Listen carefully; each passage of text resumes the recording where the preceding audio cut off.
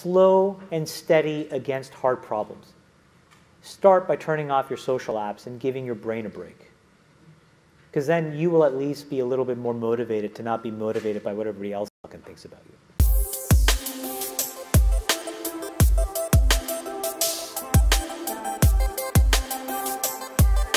My name is Apurv. I saw some of the venture world at SoftBank, some of the tech world, and you said something about amassing capital. Today, what do you think is one of the best ways for us to amass capital on a risk-adjusted basis? I mean, the last part is just such a sellout part. Or risk-adjusted base. I don't know, fucking buy some bonds? I mean, I don't know. Here's what I would tell you, man. I think if you ask me who's building the most important indelible company in the world, I've been very public about this, I think it's Jeff Bezos. Part of what he realized was the value of slow compounding. So here's my little theory about company value creation. The faster you build it, that is the half-life. It will get destroyed in the same amount of time.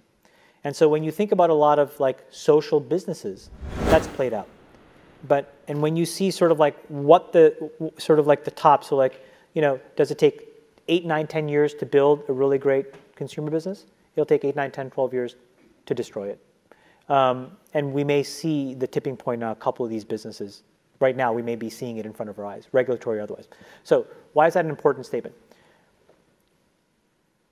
Amassing capital, to me, is about finding a smart, useful solution to a very hard, practical problem and being slow and methodical.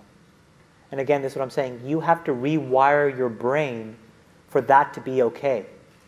How do you, in year 2 or year 5, come back to this room for your, what is it called when you get reunion? And say, I'm still working on the same thing. And when somebody says, and how's it going? You have the courage to say, it's hard. I haven't figured it out yet. I don't know. But if you figure it out, and you have this moderate growth, moderate compounding, that is the key. That is like, that's gold. You know, I look at like our returns, and it's so funny because it's like, you can get so enthralled by IRRs in our business. And like, you know, I have friends who run other organizations, and they're like, we posted 92% IRR. And I'm like, well, you can't eat IRR. What does it really mean? And when you unpack it, what you realize is like fast money returns can completely really decay long-term thinking and sound judgment. And so I'm like, wow, I would really love to just compound at 15% a year. And the reason is because if I can do that for 50 years, that's $250 billion, like some crazy number. Like, it's just enormous. So it's like slow and steady against hard problems. Start by turning off your social apps and giving your brain a break. Because then you will at least be a little bit more motivated to not be motivated by what everybody else fucking thinks about you. Do you know what I'm saying? It's hard. Think about how all this stuff plays together. How does trying to get, you know, posting your fucking waffles online relate to me starting a business and accumulating capital? This is wiring your brain for super fast feedback. It's the same brain you're using to build a company. Don't think they're not the same. Do you know what I'm saying? No? Yes? No? Yes. Yes, right? You have one brain.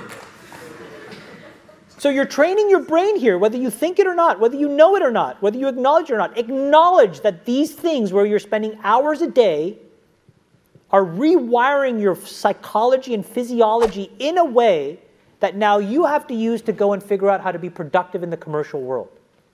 So if you don't change this, you are going to get the same behaviors over here. Change this. There's a reason why Steve Jobs was like anti-social media. I am telling you I'm not on these fucking apps. I'm not him by any stretch of the imagination.